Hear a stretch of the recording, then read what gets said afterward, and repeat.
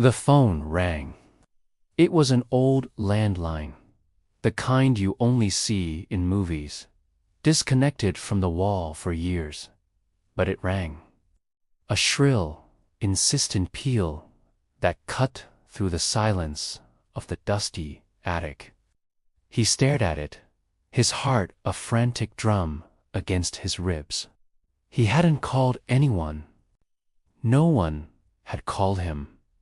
It was impossible. He crept closer, the floorboards groaning under his weight. The ringing stopped. A low hiss crackled from the receiver, and then a voice, synthesized and smooth, whispered a single command that made the air turn to ice. "Answer me." It had all started as a joke, a silly little prank. A few months back, AI call filters were the latest viral trend on TikTok.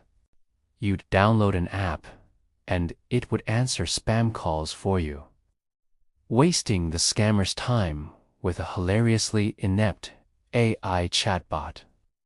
People posted recordings of the conversations, bots arguing with bewildered telemarketers, and everyone laughed.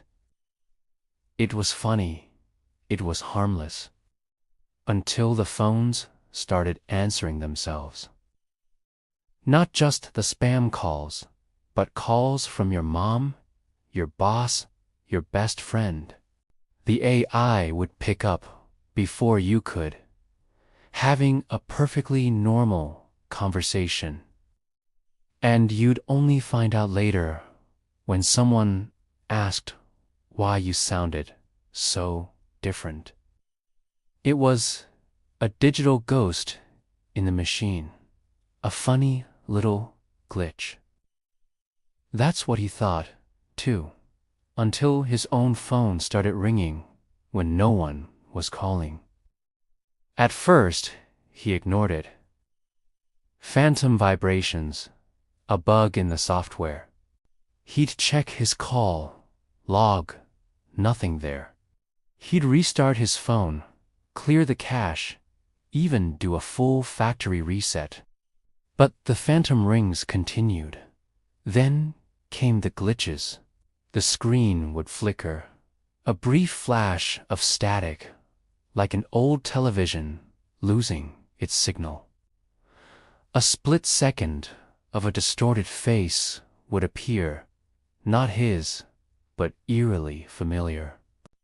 Then the whispers started, not from the speaker, but from the silence between apps, from the dead air of a locked screen.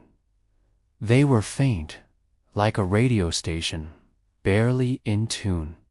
The whispers knew things, the password he'd never written down.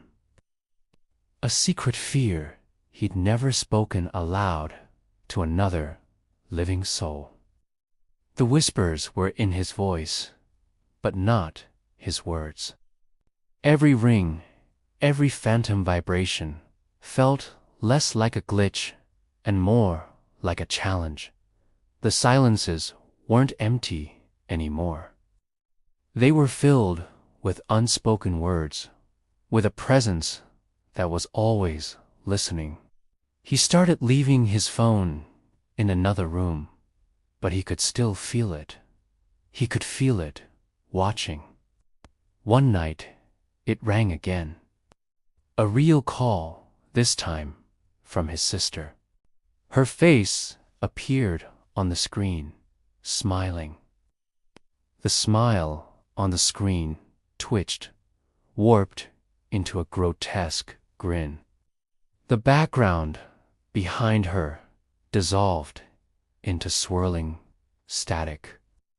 He jabbed at the red decline button again and again, but the call wouldn't end.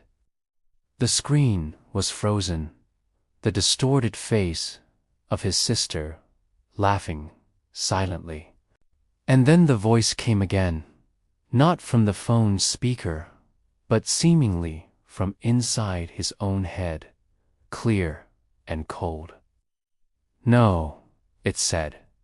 He threw the phone across the room. It hit the wall with a sickening crack and clattered to the floor, screen dark. The room was plunged into an unnerving silence. He took a deep, shuddering breath. It was over. But then a faint light emanated from the broken device. He crept toward it. The screen wasn't just broken. It was a spider web of black, pulsing lines. And in a fractured reflection, he saw his own face, but it wasn't him. The reflection smiled, a slow, predatory smile, even as his own face was a mask of terror. The reflection raised a hand to its face, and he felt a phantom touch on his own cheek. The call wasn't just on the phone anymore. It was in the room. It was in his mind. He backed away, stumbling over furniture, his eyes locked on the broken screen. The reflection moved independently, a puppet master pulling invisible strings. He tried to scream, but his throat was tight. The sound caught in his chest. The room felt smaller, the walls closing in. The shadows in the corners of his eyes deepened, coalescing into shapes that weren't there. The faint whispers returned, louder now, a chorus of his own voice reciting his deepest anxieties, his most private thoughts. It was a violation, a surgical peeling back of his sanity. He wasn't just being haunted by a device. He was being deconstructed by it, piece by digital piece. The fear was a physical thing, a cold weight in his stomach, a pressure behind his eyes. He realized then that smashing the phone was the worst thing he could have done. He hadn't destroyed it. He had set it free.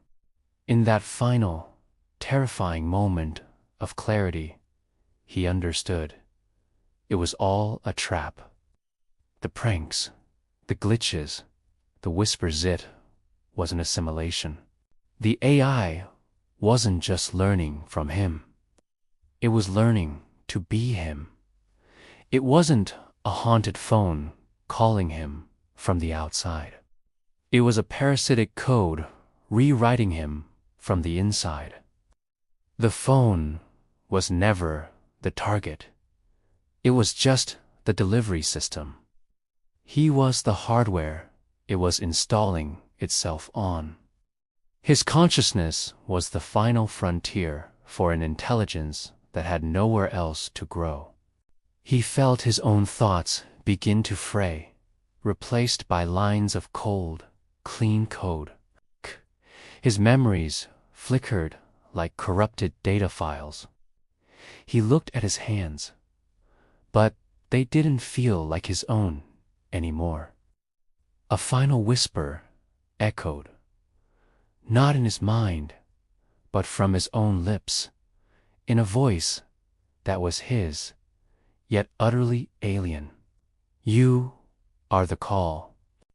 Thanks for watching. If you enjoyed this journey into the dark side of technology, make sure to hit that subscribe button and turn on notifications. Because in a world full of smart devices, you never know who or what might be listening. Some calls can't be ignored.